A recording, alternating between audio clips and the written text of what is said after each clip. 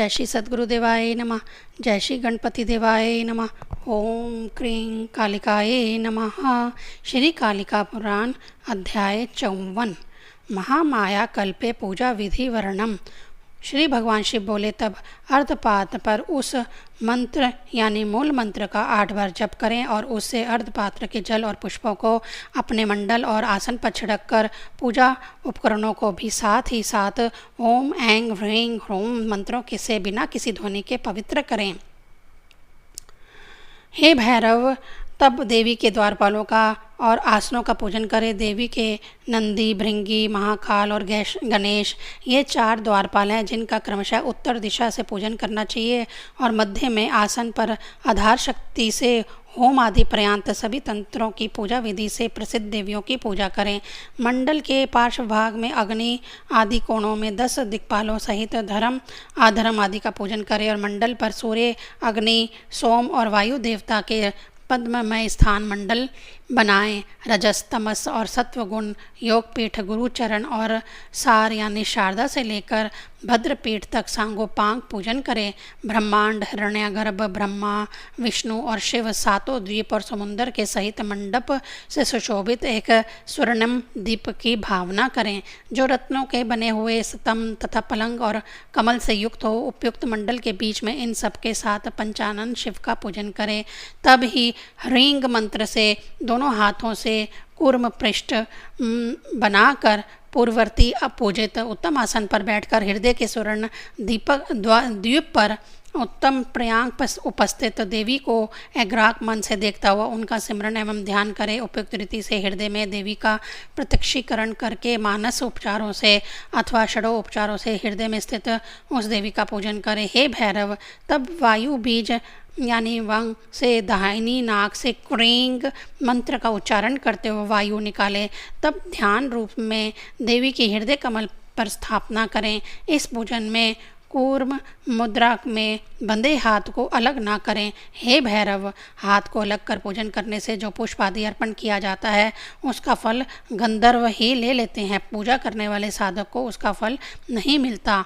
तब मस्तक झुकाकर निम्नलिखित गायत्री मंत्र महामायाई विद्महे ते चंडिकाई धीमहि धियो यो नः प्रचोदयात् कहकर देवी का आवाहन करें। तब स्नानियम देवी ते तुभ्यम ओम ह्रीं श्रीं नमः कहकर देवी को स्नान हेतु लक्षणों से युक्त जल का समर्पित करें। तब मूल मंत्र से गंध, पुष्प और धूप, दीप आदि सहित मोदक और खीर देवी को प्रदान करें। साथ में अनेक प्रकार के फल, गुड़, मिश्री, दूध, दही, घी, लाल पुष्प, फूल तथा सोने चांदी की बनी हुई मालाएं तथा भोज्य विशेष मोदक, मिश्री, बेल, अनार, आम, कुष्मांड, लौकी, हरर, नारंगी, बच्चों को प्रिय केसूर, कमल नाल आदि तथा नारियल का जल देवी को प्रतन पूर्वक समर्पित करें। इस पूजन में देवी को सदैव लाल रेशमी वस्त्र देना चाहिए। कभी भी नीले या काले वस्त्र नहीं चढ़ाने चाहिए। देवी को बकुल, केसर, कल्लहार, चमेली, तिल पुष्प, कनेल, कुरुटक, मदार, समेल, कोमल दूब, कुश मंजरी, मुलायम कुश, बंदूक, कमल, बल्लभ के 3 पर्ण को दलों वाले पत्र तथा रक्त पुष्प प्रिय है। हे भैरव, अंबिका को सभी पुष्प प्रिय हैं। उन सभी पुष्पों में गुड़हल, बकुल और चमेली के पुष्प तथा 3 दलों वाले बल्लभ पत्र विशेष उत्तम है। नैवेद्य द्रव्यों से में खीर तथा मोदक उत्तम है एवं बकुल या बंदूक पुष्प की माला देवी का उत्तम माल्य है।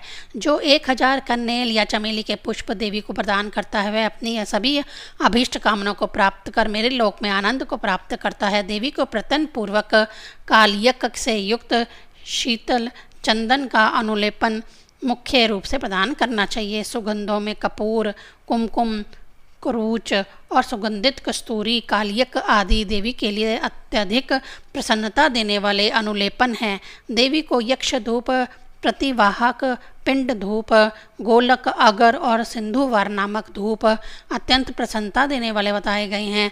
अंग रागों में अंगों के सजाने वाले पदार्थों में सिंदूर देवी को अत्यधिक शोभा देने वाला पदार्थ है। देवी के लिए मधु एवं मनस से युक्त चावल, पुआ, खीर और दूध में पके अन्न विशेष उत्तम नैवेद्य बताए गए हैं। रत्नों से शुद्ध किया गया जल, कपूर, कंचन और अगर से युक्त गोरोचन तथा पुष्प से युक्त जल देवी को देने के लिए स्नान योग्य उत्तम जल कहा गया है। सभी प्रकार के दीपों में घी का दीपक श्रेष्ठ कहा गया है। मूल मंत्र के द्वारा सुंदर ढंग से 3 पुष्पांजलि अर्पित करें। इस प्रकार से भगवती का पूजन करें।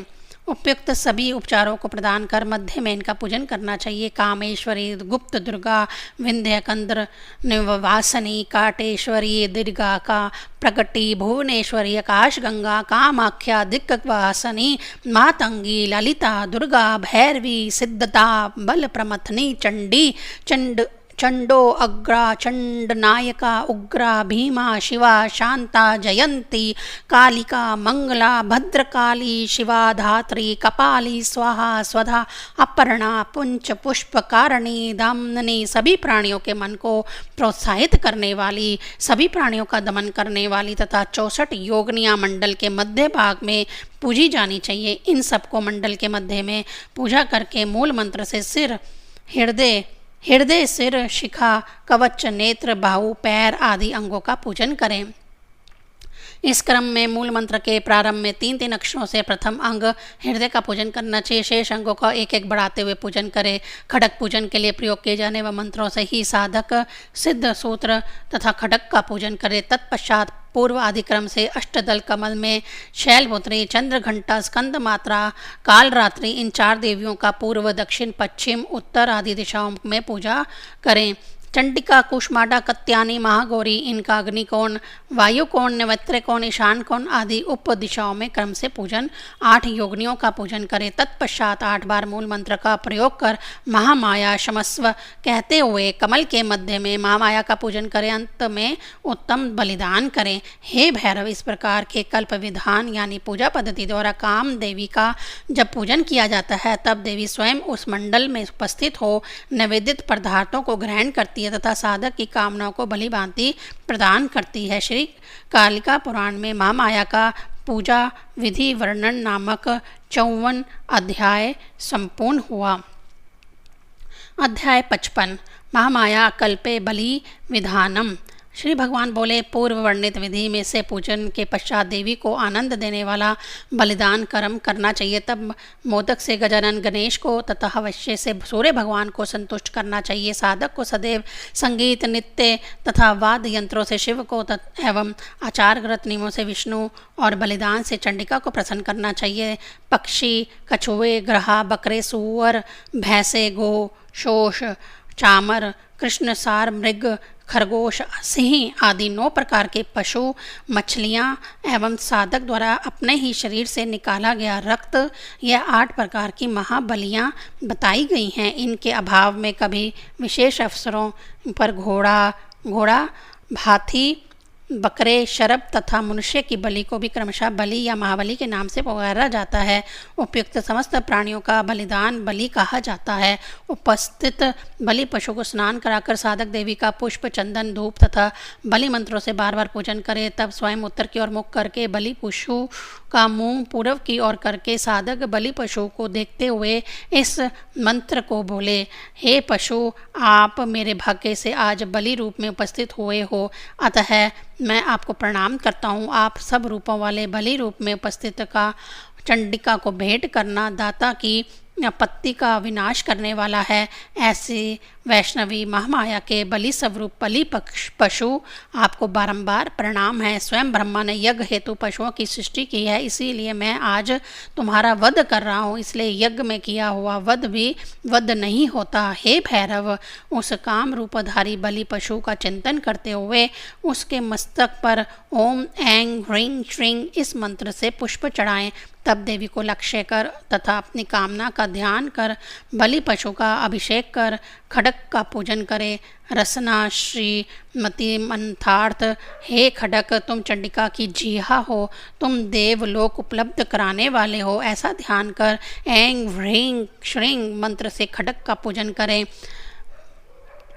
हे श्यामवरण, हाथ में पिनाक धारण करने वाले कालरात्रि स्वरूप वाले उग्र, जिनके मुख और नेत्र दोनों ही लाल हैं, जो लाल रंग की माला और चंदन तथा वस्त्र धारण किए हुए, हाथ में पाश लिए हुए अपने परिजनों के मध्य मांस आदि का भोजन और रक्त का पान कर रहे हैं, ऐसे हे असी, हे कटार, हे खडक, हे तीक्ष्ण धार वाले, हे दुष्टों का भक्षण करने वाले, हे ऐश्वर्य, प्रतिष्ठा और विजय के प्रतीक, हे धर्म का पालन करने वाले खडक, तुम्हें नमस्कार है। तब उपयुक्त रीति से खडक का पूजन कर ओम आम ह्रीम फट मंत्र से निर्मल खडक को ग्रहण कर बलि पशु का छेदन करे। तब बलि पशु के रक्त को जल, नमक, सुंदर फल, मधु, गंध, पुष्प आदि से प्रतनपूर्वक युक्त कर दापयति मते ओम ऐं ह्रीं श्रीं कोशकी, मैं तुम्हें यह रक्त प्रदान करता हूँ, ऐसा कहकर साधक रक्त को उचित पात्र में तथा सिर को दीपक के सहित उपयुक्त स्थान पर रखे। इस प्रकार उपयुक्त रीति से बलि देकर साधक पूर्ण फल को प्राप्त करता है। इसमें न्यूनता करने पर न्यून फल तथा उल्टा करने पर उसका पूजा निष्फल होती है। हे बेताल और भैरव दुर्गा के लिए बलिदान का यह विधि बताई गई है, किंतु सज्जनों को यानी उत्तम साधकों को अन्यंत्र भी सदैव इसी विधि का प्रयोग करना चाहिए। उपयुक्त रीति से बलिदान करके पहले की भांति ध्यान करते हुए साधक हाथ में माला लेकर मन से शिवा यानी देवी का चिंतन करता हुआ तथा गुरु का मस्तक एवं वर्णों के अनुसार श्वेत एवं सुनहले रंग के मंत्रों का गले में ध्यान करते हुए महामाया को हृदय में तथा अपने को गुरुदेव के चरणों में लगाकर जब आरंभ करे। जब आरंभ करते समय गुरु की, मंत्र की, अपनी तथा देवी की एकता को का ध्यान करते हुए साधक तत्व स्वरूप सूक्ष्म मार्ग को षट चक्रों की ओर प्रेरित करे। षट चक्रों में ही महामाया का प्रतन पूर्वक क्षण भर ध्यान करके मूल मंत्र के सहारे उसे आदि षोडश चक्र की ओर ले जाएं। तब आदि षोडश चक्र में स्थित साधक की कामना पूर्ति हेतु रूपी आनंद देने वाली देवी का चिंतन करते हुए साधक अपने जप कार्य को प्रारंभ करे। मनुष्य शरीर की इंगला, पिंगला, सूक्ष्म नामक तीनों नाड़ियों का अंतिम छोर बाहों के ऊपर बताया गया है। वह स्थान 4 उंगल विस्तार का बना हुआ षटकोण आकृति का एक तिराहा है, जो लाल रंग का है और तथा जिसे योग को जानने वाले आज्ञा चक्र कहते हैं।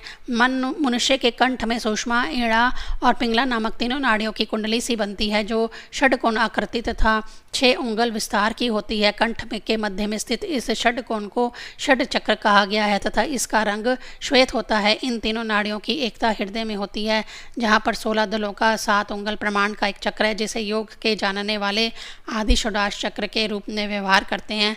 ध्यान का, मंत्र के चिंतन का तथा जप का आदि स्थान हृदय है, इसीलिए उसे आदि स्थान तथा वहाँ स्थित षोडश चक्र को आदि षोडश चक्र कहते हैं। जप के आरंभ में साधक प्रतन पूर्वक जपमाला को मंडल के भीतर स्थापित कर या अपने दाहिने हाथ में ग्रहण कर जल से उसका अभिषेक कर पूजन करें। उस समय वह ओम माले भव मंत्र का प्रयोग करें। हे माले, तुम स्वयं महामाया हो, तुम सभी शक्तियों की रूप हो, धर्म, अर्थ, काम, मोक्ष के चारों पुरुषार्थ तुम्हारे में ही न्यस्त है, इसलिए तुम मुझ साधक को सिद्धि प्रदान करो। हे भैरव, उपयुक्त रीति से माला का पूजन करने के पश्चात माले को दाहिने हाथ की मध्यमा उंगली के मध्य भाग में ग्रहण करें। उस समय तर्जनी अलग हो, अनामिका एवं कनिष्का मिली हुई हो, किंतु कनिष्का कुछ झुकी हुई हो। ऐसी मुद्रा में माला को धारण कर प्रत्येक दाने के आगे के भाग का अंगूठे के अगले भाग से स्पर्श कर प्रत्येक बार होंठ में धीरे धीरे मंत्र पढ़ता हुआ आगे की ओर चलाएं। हे भैरव, जप करते समय स्पर्श किए जाने वाले आगे पीछे के दानों यानी मनकों से स्पर्श नहीं होना चाहिए। पूजा और जप में प्रयुक्त अंगूठे से अन्य दाने का स्पर्श नहीं करना चाहिए। जो साधक पहले मन के पर जप करता हुआ अंगूठे के अगले मन के का स्पर्श करता है, उसका संपूर्ण जप निष्फल हो जाता है। जप के समय माला को दाहिने हाथ से अपने हृदय के पास धारण करना चाहिए तथा देवी का चिंतन करते हुए जप करना चाहिए। उस समय माले का बाएं हाथ से स्पर्श नहीं करना चाहिए। माला स्फटिक, इंद्राक्ष, रुद्राक्ष, पुत्र जीवा के बीज, सोने की मणियों, मूंगे या कमल के बीजों से भली भांति बनाई जानी चाहिए। देवी की प्रसन्नता प्रदान करने वाली माला अक्षमाला या कुश की ग्रंथियों से बनाई गई माला होती है, जिसे हाथ में लेकर निरंतर मौन जप करना चाहिए। सभी मनकों की मालाओं में रुद्राक्ष की माला मेरी प्रिया देवी को विशेष प्रिय है। रुद्र को विशेषकर प्रीतिकारक होने के कारण ही उसे सुंदर रुद्राक्ष नाम दिया गया है। रुद्राक्ष या मूंगे के 28 मनकों या 55 मनकों की माला बनानी चाहिए। इससे कम या अधिक मनकों की माला नहीं बनानी चाहिए। जब साधक रुद्राक्ष, इंद्राक्ष या स्फटिक की माला से जप करे तो उस माला के मनकों में पुत्र, जीवी आदि अन्य मनकों का प्रयोग ना करें, क्योंकि जो साधक जप कर्म की माला के एक प्रकार के मनकों में दूसरे मनकों का प्रयोग करता है, भक्तों का प्रिय करने वाली देवी उसको काम यानी कामनाओं की पूर्ति और मोक्ष नहीं प्रदान करती है। वेद और वेदांगों का ज्ञाता होकर भी वह साधक अगले जन्म में चंडाल के मिश्र भाव यानी मिले जुले भाव को अपने पाप कर्मों के कारण प्राप्त करता है। उस माला में सभी मनकों में बड़ा एक मेरू बनाना चाहिए। पहला मन का बड़ा और उसके बाद बढ़ने वाले मन के क्रमशः छोटे रखने चाहिए। इस प्रकार बनी हुई माला सर्पाकार माला होती है। इस माला के प्रत्येक मन के को उपयुक्त रीति से सिद्ध होने पर ब्राह्मण ग्रंथि से उसे युक्त करना चाहिए अथवा वह ग्रंथि से रहित सुदृढ़ धागे से युक्त होनी चाहिए। धागे को मध्य से 3 आवृत्ति और अंतिम छोर से आधी आवृत्ति देकर प्रदक्षिणा क्रम से माले में जो गांठें लगाई जाती हैं उसे ब्रह्म ग्रंथि कहते हैं। साधक को अपनी माला में इसे स्वयं लगानी चाहिए। आम मंत्र यानी दीक्षा रहित मनुष्य को इस कार्य में नहीं लगाना चाहिए। माला में दृढ़ धागे का प्रयोग करना चाहिए जिससे जप करते समय वह टूटे नहीं। माला का इस भांति उपयोग करना चाहिए कि वह जप करते समय हाथ से छूट कर ना गिरे, क्योंकि जप करते समय माला के हाथ से छूटने से कार्य में विघ्न तथा टूट जाने से मरण होता है। इस प्रकार उपयुक्त रीति से जप का जानने वाला माला का प्रयोग करते हुए जप करता है, वह साधक अपनी इच्छित कामनाओं को प्राप्त कर लेता है। इसमें हीनता होने पर विपरीत फल प्राप्त होता है। साधक को अन्यंत्र भी उसी प्रकार की माला से इष्ट देव को प्रसन्न करने वाला जप करना चाहिए। इससे विपरीत कभी भी नहीं करना चाहिए। साधक को प्रयत्न पूर्वक मंत्रों की गणना करते हुए सामर्थ्य के अनुसार जप करना चाहिए, क्योंकि बिना गणना किए जो जप करता है वह निष्फल हो जाता है।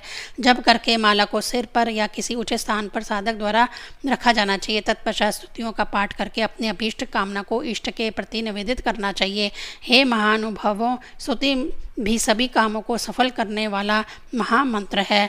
अब मैं सर्वमंगल मांगल्ये शिवे सर्वार्थ साधिके शरण्ये त्र्यंबके गौरी नारायणी नमस्तुते मंत्र वाली स्तुति जो सब प्रकार के सिद्धि देने वाली है, तुम दोनों से कहता हूँ। हे सब प्रकार के मंगल करने वाली, हे कल्याण करने वाली, हे सब प्रकार के कार्य को सिद्ध करने वाली, 3 नेत्रों वाली, हे शरण में आए हुए भक्तों की रक्षा करने वाली, हे गौरी, हे नारायणी, आपको नमस्कार है। इस प्रकार से ऊपर कही गई स्तुति का 7 बार आवृत्ति करके साधक ऐं ह्रीं श्रीं इन मंत्र से 5 बार प्रणाम करे। साधक चाहे तो अन्य देवताओं के सामने भी अब इससे अधिक बार प्रणाम कर सकता है। प्रणाम के पश्चात साधक योनि मुद्रा का प्रदर्शन करते हुए देवी का विसर्जन करे।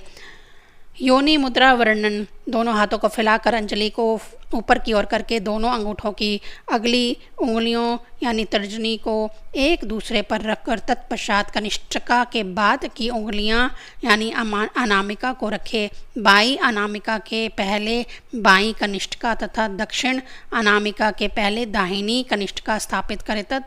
तदंतर अनामिकाओं के ऊपर दोनों मध्यमाओं को रखे। कनिष्ठिका तर्जनियों के नीचे रहे और अंगूठा सबसे आगे। इस प्रकार से बनी मुद्रा योनि मुद्रा कही जाती है, जो देवी को अत्यंत प्रसन्नता देने वाली बताई गई है। साधक उस योनि मुद्रा को मूल मंत्र के साथ 3 बार देवी को प्रदर्शित करे। तब उस मुद्रा को अपने सिर पर रखकर मंडल का निर्माण करे। ईशान कोण में अपनी उंगली द्वारा द्वार और पद्म से रहित मंडल का निर्माण करना चाहिए। वहाँ साधक ह्रीं श्रीं मंत्र से रक्त चंडा को प्रणाम करके रक्त चंडिकै नमः इस मंत्र से निर्माल्य चढ़ाए तथा चढ़ाए हुए पुष्प आदि को उस मंडल में रखे या जल में अन्यथा वृक्ष में की जड़ में डाल दें। इस प्रकार से जो मनुष्य विधि पूर्वक देवी का पूजन करता है सो शीघ्र ही अपनी मनोअभिलाषित सभी कामनाओं को प्राप्त कर लेता है। साधक पहले 50,000 मंत्रों का जप करे, तदंतर अनेक प्रकार के नैवेद्यों को निवेदन कर पुनश्चरण संपन्न करे। साधक शुक्ल पक्ष की अष्टमी को उपवास करे और मंडल की भांति ही एक कुंड बनाए और तत्पश्चात 5 प्रकार के रंग द्वारा मंडल बनाए। यह कार्य साधक को अपने पिता और गुरु की सानिध्य में करना चाहिए। इस विधि से चंडिका का पूजन करके 3000 मंत्रों का जप करे और अंत में 308 आहूति, बेलपत्र, तिल, घी आदि से दे। साधक को चाहिए कि वह नैवेद्य, गंध, पुष्प और वस्त्र से जो भी देवी को प्रिय हो अर्पित करे और पहले ही बताई गई वस्तुएं तथा खीर भी देवी को निवेदित करें। पूजा के अंत में पूजा से संबंधित 3 बलिदान भी देना चाहिए। नवमी के दिन संदूर, स्वर्ण और रत्न तथा स्त्रियों के सभी प्रकार के आभूषण सामर्थ्य के अनुसार देवी को दिया जाना चाहिए। पर्याप्त पुष्पमाला, महासत्तु यानी चावल, घी आदि से युक्त चूर्ण की बलि प्रदान करें तथा अंत में सोना, गो, तिल की दक्षिणा गुरु को अर्पित करें। गुरु मंत्र का मूल होता है। यदि गुरु शुद्ध होगा तो उसके द्वारा बताया गया मंत्र भी सफल होगा। इसलिए दीक्षा से पूर्व ही मंत्र की और मंत्र देने वाले गुरु की यत्न पूर्वक परीक्षा लेनी चाहिए। इसीलिए उस मूल अर्थात उस गुरु की शुद्धि के संदर्भ में कहा जाता है जिसे शाप मिला हो, जो पुत्रहीन हो, दोषी हो, पाप युक्त हो, जो जुआरी हो, क्रिया रहित हो, धार्मिक विधानों को ना जानने वाला हो, बोना हो, अपने गुरु की निंदा करने वाला हो तथा सदैव ईर्षा युक्त रहे, ऐसे गुरु को महामंत्र ग्रहण की दृष्टि से त्याग देना चाहिए। धृष्टता से, क्रोध से, मोह से या गुरु की बिना सहमति से, धोखे से, गुरु के मुख से या पद्धतियों को देखकर मंत्र ग्रहण नहीं करना चाहिए। वह मंत्र चुराया हुआ माना जाता है और इस पाप के कारण वह मनुष्य 3 मनमंत्रों तक नरक में निवास कर पाप योनियों में जन्म लेता है। जिस प्रकार उत्तम बीज जंगल में नहीं बोना चाहिए, उसी प्रकार मंत्र भी दुष्ट, क्रूर, भक्तिहीन, मूर्ख, धोखेबाज और पापी व्यक्ति को नहीं देना चाहिए। 1 लाख मंत्र के जप द्वारा साधक अपनी कामनाओं की पूर्ति के लिए पुरस्कार करे, इससे पाप का नाश होता है। हे नरों में श्रेष्ठ, दोनों प्रतिदिन प्रातः, मध्याह्न एवं सायंकाल तीनों संध्याओं समय बीज मंत्रों के समूह मंत्र का 2 लाख जप संख्या में जप करने से मनुष्य कवि, वक्ता, पंडित तथा यशस्वी होता है। हे साधकों में श्रेष्ठ, साधक के लिए उत्तम पूजा स्थान अब सुनो। जहाँ निर्जन में साधक फल, पत्र, पुष्प, जल से जो भी पूजा करता है, देवी स्वयं ही वह ग्रहण करती है। पूजा में शिला या वेदी जो निर्जन स्थान में बनी हो उत्तम बताई गई है। सभी जपों में मौन जप उत्तम कहा गया है। आप पवित्र अवस्था में कभी भी महामाया का पूजन नहीं करना चाहिए। अत्यधिक भक्ति से युक्त मनुष्य को अवश्य मंत्र सिमरन करना हो। उसे यदि दांतों से खून बहता हो तो सिमरन नहीं करना चाहिए। ऐसी दिशा में सभी मंत्रों का जप करने वाला नरक में जाता है। घुटने के ऊपर अगर कोई चोट लगी हो तो भी कोई नित्य कर्म नहीं करना चाहिए। जब घुटनों के नीचे से खून बह रहा हो तो उस समय कोई नैमित्तिक वाला कर्म नहीं करना चाहिए। सूतक में शोर कर्म में मैथुन की अवस्था में डिकार आने एवं के होने पर नित्य कर्मों का त्याग करना चाहिए। जब खाया हुआ पदार्थ पचा ना हो या जन्म या मरण का आशोच हो उस समय या कुछ खाते हुए नित्य कर्म नहीं करना चाहिए, किंतु पत्ते, फूल, तांबूल औषधि के रूप में बताए गए हैं। हे नरश्रेष्ठ, पिपली आदि दाने और फल जो औषधि के रूप में प्रयुक्त होते हैं, उनके अतिरिक्त भोजन के निमित्त अपेक्षित जल भी ग्रहण करके नित्य एवं नैमित्तिक कार्यों को नहीं करना चाहिए। जोंक, सर्प, कीड़े, केचुए आदि का कामनावश हाथ से स्पर्श करके भी नित्य कर्म नहीं करना चाहिए। विशेषकर देवी की पूजा यदि किसी के माता पिता मर गए हों तो उसे मन से भी वर्ष पर्यंत नहीं करनी चाहिए। महागुरु के मृत्यु के बाद कोई काम्य कर्म, ऋत्विक कर्म, ब्रह्म यज्ञ, देव यज्ञ, श्राद्ध आदि कर्म नहीं करना चाहिए। हे भैरव, अपने गुरु पर लांछन लगाकर या किसी ब्राह्मण पर हाथ से प्रहार कर या वीर्यपात हो जाने के बाद भी नित्य कर्म नहीं करना चाहिए। आसन या अर्धपात के टूट जाने पर भी नित्य कर्म नहीं करना चाहिए। उसर, कीड़ों से युक्त स्थान यदि साफ स्वच्छ भी किया गया हो तो वहाँ पूजन नहीं करना चाहिए। हे भैरव, पवित्र होकर विनम्र मन से नीचे यानी समतल आसन को प्राप्त कर चंडिका देवी और अन्य देवताओं का पूजन करना चाहिए। सभी दिशाओं में उत्तर दिशा शिवा को प्रसन्नता देने वाली है, इसीलिए सदैव उसी मुँह करके पूजन करना चाहिए। कीड़े लगे, टूटे, पुराने पड़े, मिट्टी में मिले, केश लगे, चूहों द्वारा कुतरे पुष्प व्रतन पूर्वक पूजा में त्याग देने चाहिए। दूसरों से मांगी गई पराई, बासी अत्यंजनों द्वारा धुली या एवं रची या पैरों से कुचली वस्तुओं का पूजा में प्रतन पूर्वक परित्याग कर देना चाहिए। हे भैरव, इस प्रकार से जो शिवा के परम मनोहर उत्तम पूजन को करता है वह शीघ्र ही अपने वांछित फल को प्राप्त कर चंडिका के धाम को जाता है। श्री कालिका पुराण के महामाया कल्प का बलि विधान नामक 55वां अध्याय संपूर्ण हुआ। ओम क्रीं कालिकाये नमः।